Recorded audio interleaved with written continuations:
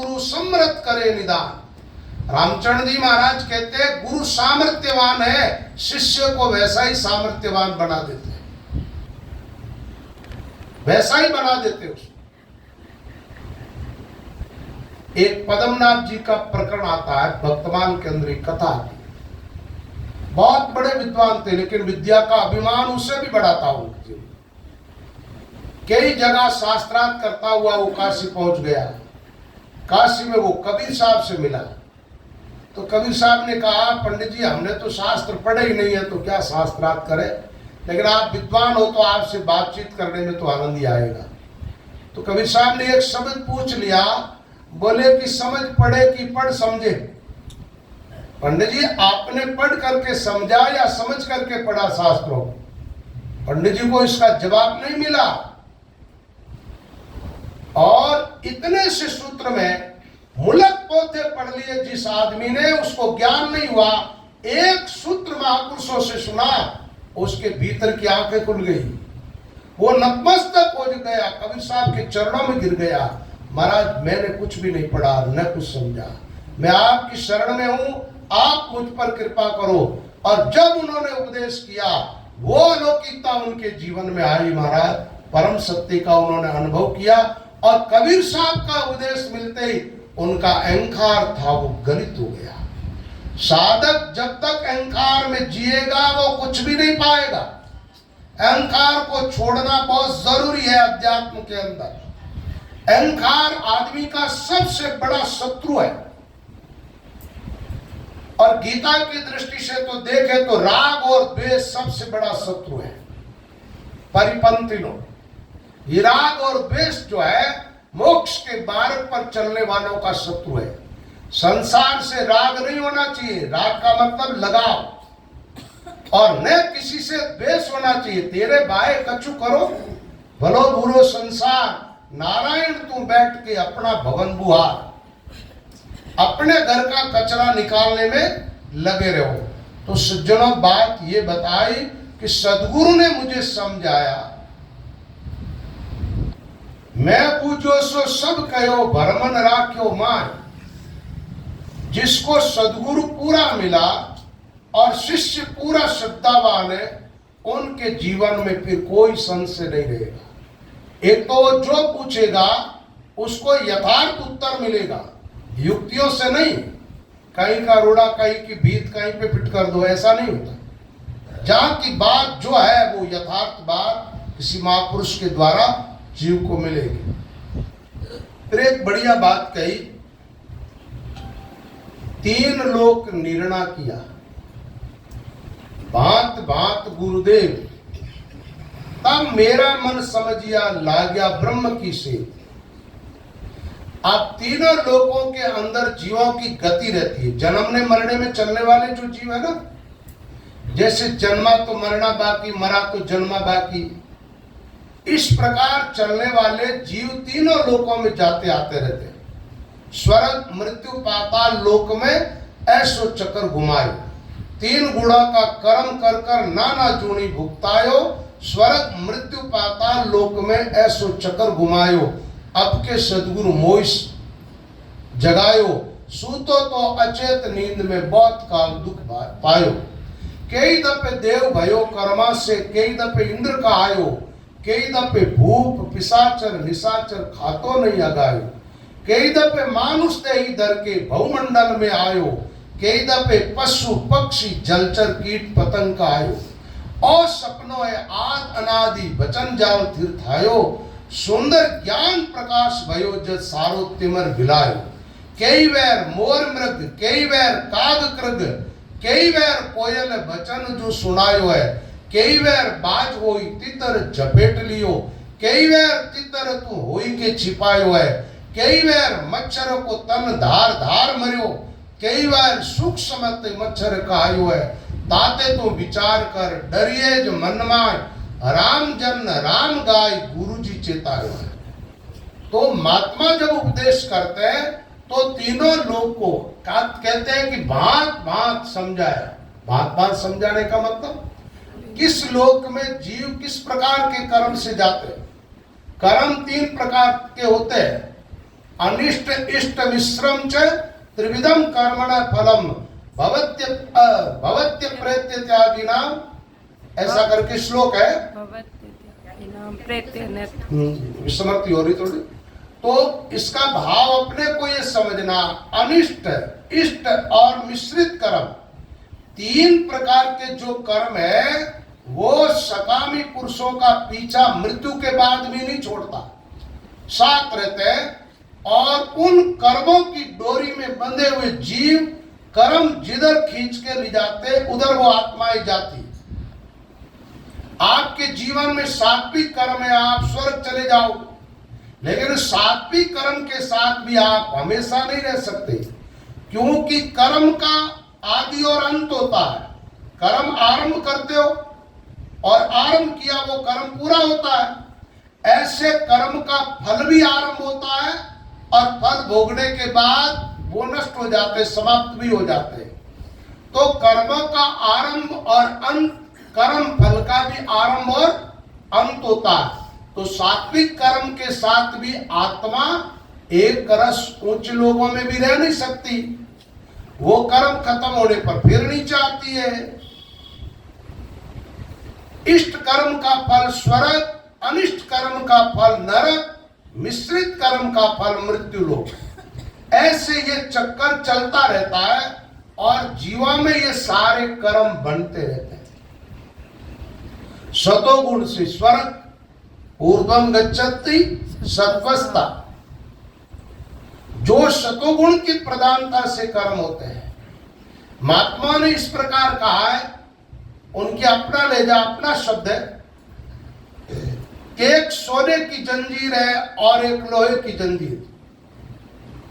एक जीव सोने की जंजीर में जकड़ा हुआ है तो दूसरा लोहे की जंजीर में। जंजीरें दोनों है, बंधन दोनों है। भले ही सोना थोड़ा चमकीला है, उसको देख के राजी हो जाओ, लेकिन है जीव बंधन के अंदर। ये सत्कर्म जो है सकामता पूर्वक करते हो तो आपके लिए एक सोने की जंजीर पैदा हो रही है, उत्पन्न हो रही है, आप जकड़े रहोगे। और वो ही सत्कर्म आप निष्काम भाव से करते हो तो वो सत्कर्म आपको आपकी भक्ति में मददगार हो जाते हैं, मदद करते हैं। ये शाम त्वंत गतम पापम जनानाम पुण्य कर्मणाम ते द्वंद्व मोह निर्मुक्ता भजन्ते माम दृढ़व्रता। पुण्य करते करते जिसके पाप नष्ट हो गए वो दृढ़ निश्चय के साथ हमारा भजन करते, भगवान कहते। अब पुण्य फल की चाह से करते हो तो फल तैयार होता है, भक्ति नहीं मिलती है, भजन में नहीं लगोगे, उस पुण्य का फल भोगने के लिए स्वर्ग जाओगे। और पुण्य का वहम हो रहा है आप लोगों को कि आप पुण्य कर रहे हो, पुण्य करते हो आपको सब याद है, पाप करते हो वो याद नहीं रहता है। पाप करके भूलते हो और पुण्य को क्यों, इसका मतलब सीधा पुण्य करने में कर्तृत्व अभिमान जुड़ा हुआ, नहीं तो जैसे पाप करके छोड़ा ऐसे पुण्य करके भी छोड़ देते, लेकिन छूटता नहीं है। और पाप ज्यादा होता है, पाप का परिणाम भारी होता है आदमी का। मानव जीवन पाने के बाद भजन नहीं करना भी अपने आप पे पाप है। कीड़े मकोड़े झाड़ू पोछा करते कितना मारते हो पता है? कहीं न कहीं जीवन की हिंसा हो रही है। कई बार कई लोगों में ऐसे बोल जाते हो जिससे उनको सामने वाले को तकलीफ होती है। दूसरों को तकलीफ पहुंचाना महापाप है। वो तकलीफ उनको हम पहुंचा रहे हैं, लेकिन हम अपने साथ बड़ा भारी अन्याय कर रहे हैं, अपने आप को अधोगति की तरफ ले जा रहे हैं। पाप होता आदमी को पता ही नहीं चलता, कारण कि आदमी ने चोला अच्छा पहन रखा, बस पुण्य करता वो याद रहता है। तो पाप का फल नीच गति की तरफ जाओगे, वहां लोहे की जंजीर, नरकों में यातना भोगनी पड़ेगी। और मिश्रित कर्म का फल मृत्यु लोक में भोगते हैं जीव। 84 के जीव सब किस लोक में रहते हैं? मनुष्य शरीर किस योनि में है? यहाँ कहीं लिखा हुआ है लग 84 जून में 1 मिन का दे। ये भी किस योनि के अंदर है? 84 के अंदर ही है। पूरी 84 जब ही होती है 4 लाख अनर्जो।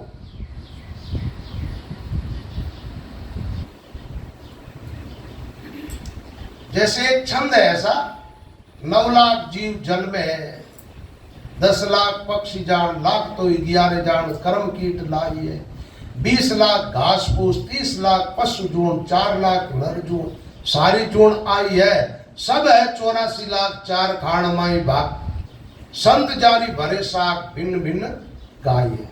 तो 84 लाख योनि मृत्यु लोक में, नरकों की यातना अलग, स्वर्ग का सुख अलग। तो ये 3 लोक का निर्णय किया, गुरु ने समझा दिया कि स्वर्ग में जाओगे तो ये चीजें है। वहां गए और जाते तुम्हारा पुण्य नष्ट होने लग जाएगा और धीरे धीरे पूरा खत्म हुआ और वहां से आपको नीचे आना है। फिर आकर के कर्म करो, फिर स्वर्ग नरक। ये कर्म कट जाए पूरा और ये जो कर्मों का खाता है उसमें आग लगे, ऐसा काम करना चाहिए। वो काम क्या है? वो आप जब नाम सुमिरण में लगते हो और सुमिरण करने से सिद्धि प्राप्त होती है, जब परम तत्व का अनुभव होता। अतिधांसी समिदो अग्नि भस्मसात कुरुते अर्जुन, ज्ञानाग्नि सर्व कर्माणि भस्मसात कुरुते तथा। जिस प्रकार प्रज्वलित आग ईंधन को, लकड़ियों को जला करके भस्म कर देती है, ऐसे आत्मज्ञान रूपी आग मनुष्य के शुभाशुभ सारे कर्मों को नष्ट कर देती है और जीवात्मा को कर्म से मुक्त कर देता है। भजन करते हो, पहले कर्म कटते हैं। कौन से कर्म कटते हैं? जो भजन में बाधक है वो कटते हैं। ज्ञान मोक्ष प्रदान करने वाले कर्म है, क्योंकि निरंतर करते हो। सारी इंद्रियों के साथ अहंता जुड़ी हुई है आप लोगों की। फिर भजन करते करते पहले कर्म कटते, फिर अहम छूटता है, उसके बाद कर्म करने की वासना मिटती है। कर्म करने की वासना जिसकी मिट जाती है वो मोक्ष का अधिकारी बनता है। संतों ने लिखा है, 7 हाथ की काकड़ी, बीज बजो 9 हाथ, 3 फाड़ और 8 फाड़ और 3 रसमाणी संसना। बताया कि 7 हाथ की काकड़ी, उसका बीज 9 हाथ। ये 7 तत्वों से बना हुआ अस्तूल जो पिंड है, इसका बीज है 9 तत्व वाला लिंग शरीर, यानी सूक्ष्म शरीर, वो बीज रूप है। और उसमें से सारी वासना, जब बीज खत्म होगा तो वृक्ष खत्म होगा। वृक्ष काट दो, बीज जहां धरती पे गिरेगा नया वृक्ष पैदा होगा।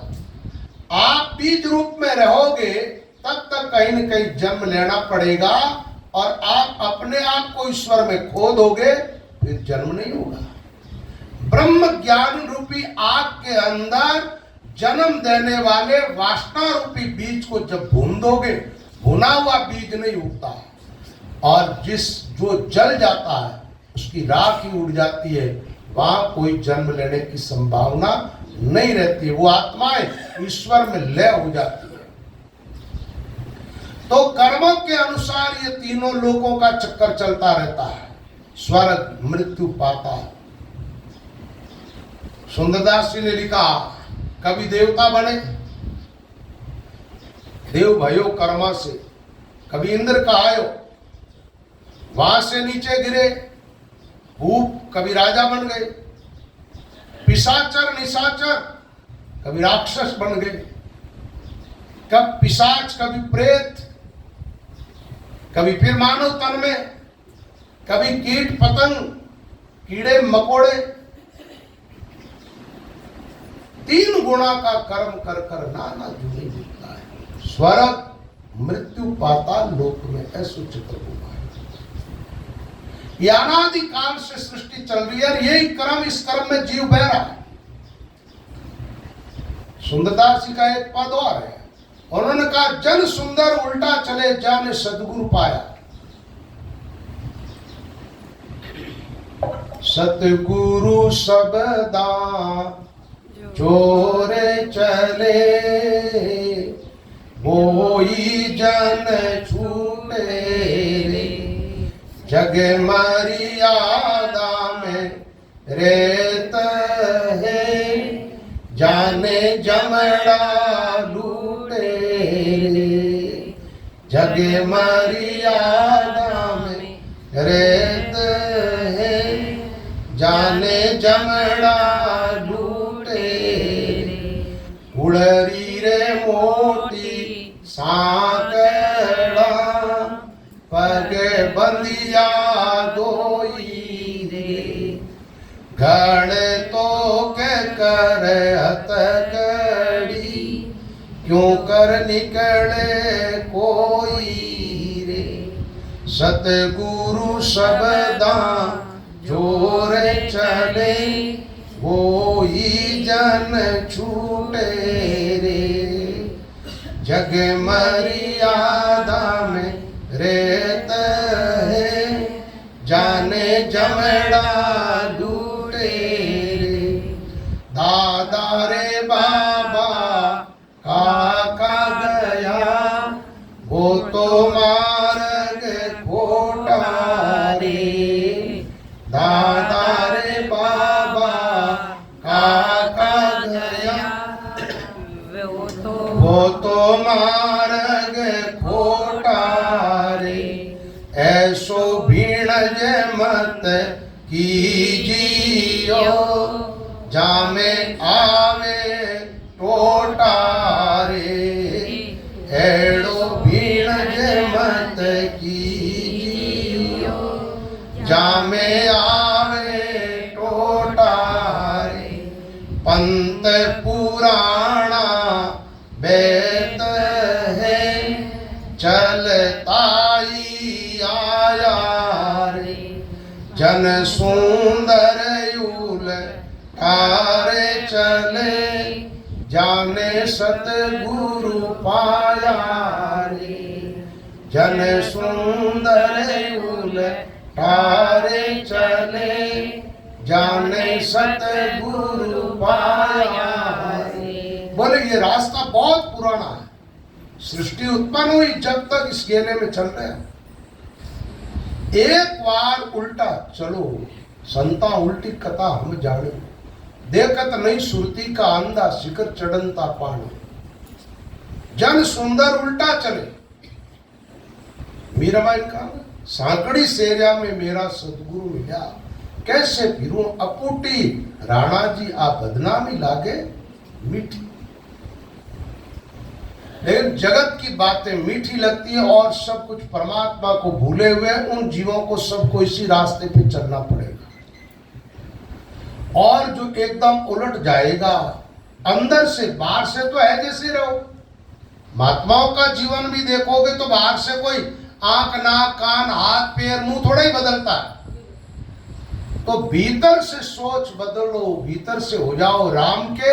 बात ठीक है, ये पुतला जब तक है शरीर तब तक रह रहा है संसार में, और इसको छोड़ने की जरूरत नहीं है, अपने आप ही छूट जाएगा। जगत की हर एक चीज अपने आप छूटती है, लेकिन आदमी की एक आदत है, छूटने वाली को छोड़ता तो आगे एक नहीं पकड़ता, नहीं और पकड़ लेता। एक रिश्ता कट हो रहा है, दादा मरा तो पोते से संबंध जुड़ गए, तुम दादे बन गए। तो ऐसे ये क्रम चलता रहता है। तो सावधान हो जाओगे तब जाकर के काम बनेगा। तो यहां वाणी जी में आया, बोले तीनों लोग की बात ठीक ठीक सदगुरु ने समझाई। बात का मतलब ठीक ठीक एक ही बात है। तब मेरा मन समझ गया, गुरु महाराज ने बात यथार्थ समझाई और शिष्य अच्छा जिज्ञासु है, उसको मोक्ष के अलावा और कुछ नहीं चाहिए, परमात्मा के अलावा और कुछ नहीं चाहिए, आत्मानुभूति के अलावा और कुछ नहीं चाहिए, उसको बात समझ में आ जाएगी, ये पक्का है। लेकिन और भी चाहिए, और राम जी भी चाहिए, ये दोनों तो साथ मिलते ही नहीं। ये तो मिले हुए हैं, और चाहिए तो शरीर भी मिला हुआ है, आत्मा भी मिली हुई है, इससे तो लाभ होने वाला है नहीं। दो चीज एक साथ नहीं मिलती। तब मेरा मन समझिया लागा ब्रह्म की सेवा। अच्छा भाई, ब्रह्म की सेवा में कैसे लगे आप? देखो, कोई साकार होता है उसकी तो सेवा की जाती है, निराकार का स्मरण किया जाता है, निराकार का स्मरण होता है, और साकार की अर्चना होती है। अर्चना यानी पूजा, पूजा हमेशा। अच्छा, यहाँ पूरे ब्रह्मांड के अंदर व्यापक ब्रह्म है, परमात्मा निराकार हो, पूजा करो कैसे करो? लेकिन कोई आकार तुम्हारे सामने है तो उसकी पूजा आराम से कर सकते हो, उसके चंदन भी लगा सकते हो, तिलक कर सकते हो, चावल लगा सकते हो, आरती उतार सकते हो। पूजा हमेशा साकार की होती है, निराकार की नहीं। पूजा का एक अर्थ यह भी होता है, लोग ज्यादातर ये जानते हैं जो पूजा करते हैं, तिलक चंदन वगैरह आरती उतारना, एक जीवित प्राणियों की सेवा भी अपने आप में पूजा है। निराकार वालों के लिए विशेष बात है, सर्वभूत हिते रता, समस्त प्राणियों के हित में हमारी रति है। जितने प्राणी है जीवधारी, और प्राणियों के हित में लगना एक बात है। प्राणधारी कोई भी जीव है, उसको पानी पिलाओ शांति मिलेगी, प्यास, भूखे को भोजन खिलाओ उसको शांति मिलेगी। अब जो जड़ है, चेतन नहीं है, प्राण नहीं चल रहे उसमें, उसके सामने आप 56 प्रकार के व्यंजन रख दो, वो तो खाता नहीं। एक ऐसा भजन है, कभी प्यासे को पानी पिलाया नहीं, बात से क्या पानी। इसलिए प्यासे को पानी पिलाना ही एक पूजा है, भूखे को भोजन करना भी एक पूजा है, रोगी को औषधि देना भी एक पूजा है, अशांत को सांत्वना देना भी एक पूजा है, रोते हुए के आंसू पहुंचना भी एक अपने आप में पूजा है, सेवा। जीवित प्राणियों की तरफ हमारा ख्याल रहना चाहिए, और महात्माओं का सिद्धांत यही रहा है। जड़ की पूजा संतों ने नहीं की।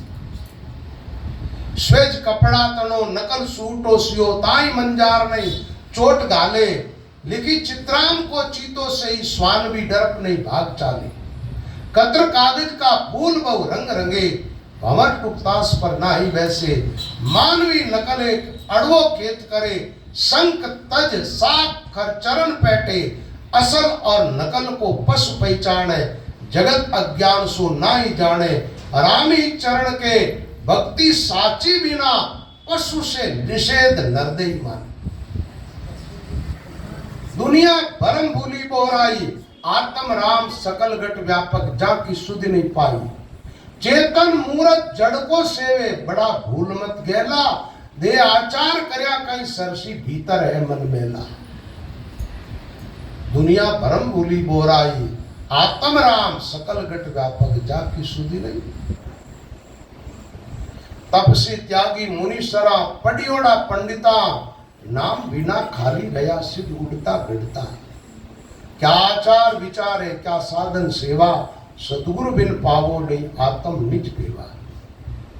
सब दुनिया भरवी फिरे तीरथ और वर्ता, जैसे पानी ओस का कारज नहीं सरता।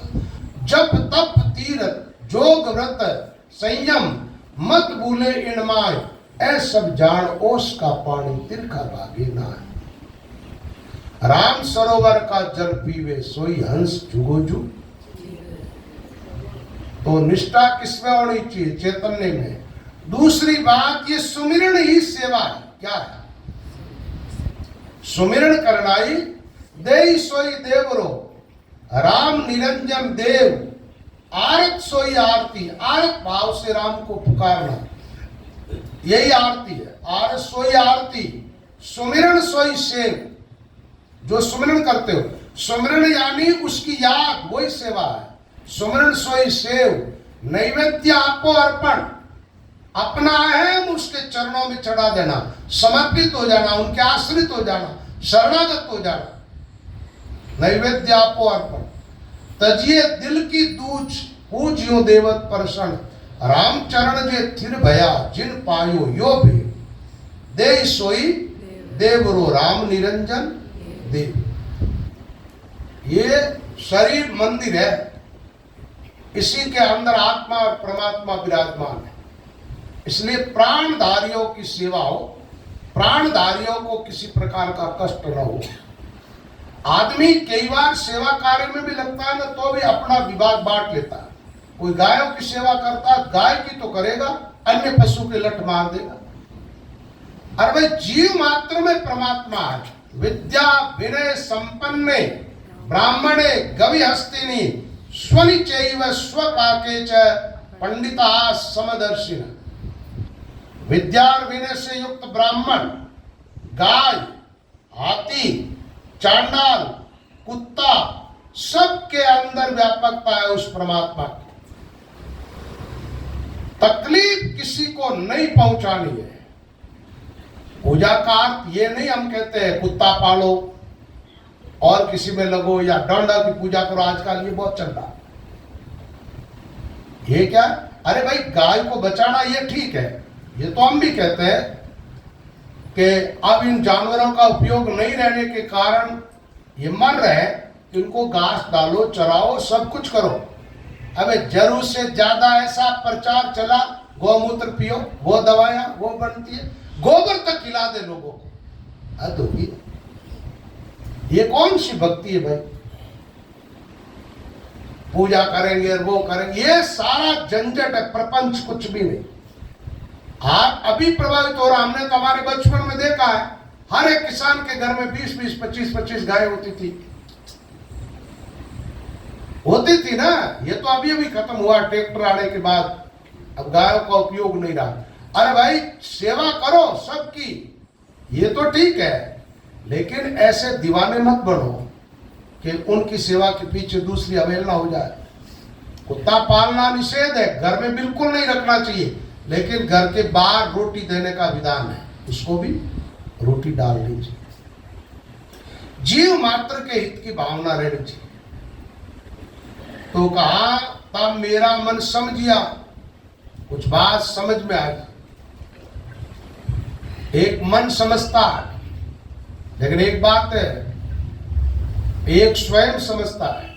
ये दोनों समझ में थोड़ा अंतर है, लेकिन एक बार मन समझ जाए तो भी बड़ी बात हो जाएगी। मन समझेगा तो आप भजन में लगोगे। आपका मन ही भजन को स्वीकार नहीं कर रहा तो फिर काम बनेगा नहीं। इसलिए तब मेरा मन समझिया। अच्छा, समझ आई तो क्या हुआ? लग गया ब्रह्म की, यानी ईश्वर की उपासना में लग गए, राम जी की उपासना में लगे, राम की सुमिरन में लगे, श्वास भजन में लगे। श्वास ले रहे हो आप, आपको ख्याल नहीं आता ये श्वास कौन दे रहा है, यह श्वास किसने रखा है, किन की कृपा से हम श्वास ले रहे, जिंदे रह रहे। तो उसका नाम श्वास में बैठाने में क्या जोर आ रहा है? कृतज्ञ नहीं बनना चाहिए। जिस ठाकुर ने आपको सब कुछ दिया उससे विमुख होना ठीक बात नहीं है। फिर महात्मा लोग कहते हैं, जान दिन सुमिरन लागा निस्दिन धारो धार। बात समझ में आई, राम का महत्व समझ में आया, नाम का महत्व समझ में आया, जीवन का महत्व समझ में आया कि ये जीवन कितना कीमती है। तब साधक सावधान हुआ तो फिर किस में लगा? भजन में लगा। अब भजन में लगा तो भजन में लगने की बात कहनी थी अपने को, और यहां तक अपन आ गए। तब सुमिरन में लगे, और सुमिरन में लगे तो जान दिन सुमिरन लगा, निस्दिन धारो, श्वास निरंतर राम नाम का सुमिरन करना। तो सुमिरन करते रहना, ठीक है, और सुमिरन करते हुए आत्मा की तरफ गतिमान रहना, अंतर्मुख होकर के अंतरात्मा का परमात्मा तत्व का अनुभव प्राप्त करना। इन्हीं शब्दों के साथ मैं अपने बोल को विश्राम देता हूँ। बोल कहीं है, कहीं